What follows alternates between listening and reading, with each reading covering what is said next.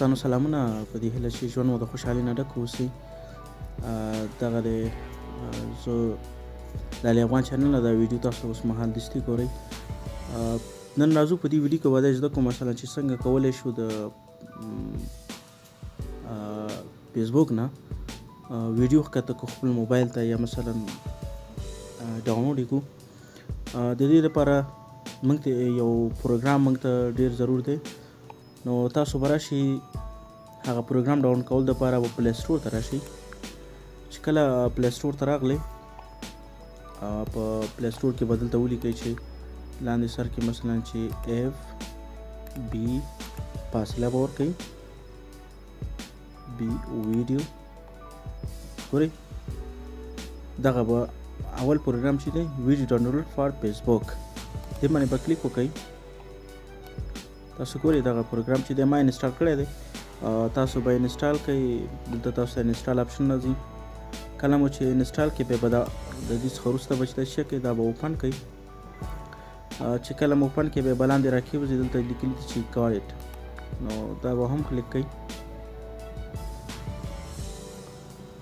دلته دا اعلانات راځي دا به کینسل کړئ. اوس به لاندې راشي ګوره براوز فیسبوک یعنې هغه فیسبوک به اوپن کړئ کوم آی ډي چې تاسو لرئ مثلا هغه به دلته لاګین کوئ. دلته به کلیک وکئ.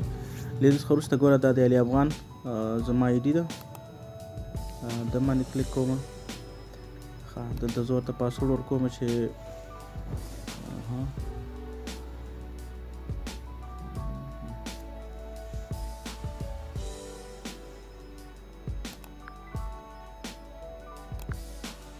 اوس دلته دا ما پاسورډ ورکړئ دا دې چې نه لاګین کوم.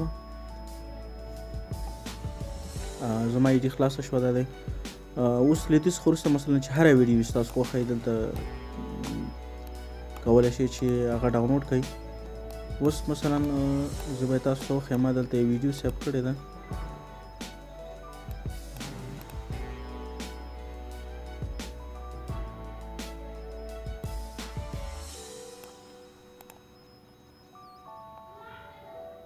مثلا دغه ویډیو تاسو ته فیسبوک کې مخې ته راغله. اوس کولی شئ چې دا څنګه ډاونلوډ کړئ.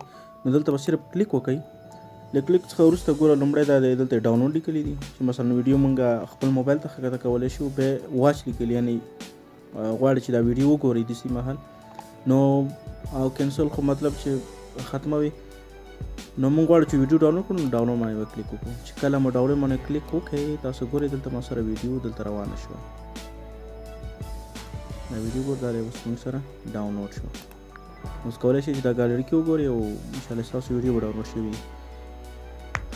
نو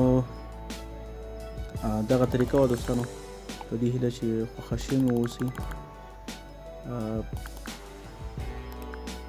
نورې اهمې ویډیوګانې هم زموږ چینل کې شته دی. کولی شئ چې تاسو هغه زموږ چینل درسره سبسکرایب کړئ. دا دی دغه زما چینل دی علي افغان.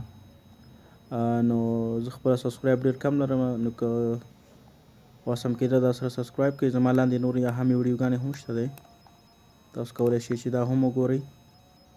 مثلا څنګه په یو موبایل کې دوه فیسبوک دوه واتساپ همداسې دوه انسټاګرام څنګه کارول شوي او مثلا یو څوک غواړي دوه آیډیا نیولري فیسبوک کې همداسې انسټاګرام کې نو کولی شي دا ویډیو ورسره وګوري او استفاده ترې وکړي. همداسې څنګه مثلا ویډیو ډاونلوډ کولی شي د یوټیوب نه همداسې نورې ویډیوګانې هم شته دی. نو دغه ویډیوګانې در سره وګورئ. زما چینل در سره سبسکرایب کړئ تر څو د راتلونکي کې هم همدغسې اهم ویډیوګانو څخه خبر شئ. نو تر بیا د خدای په امان.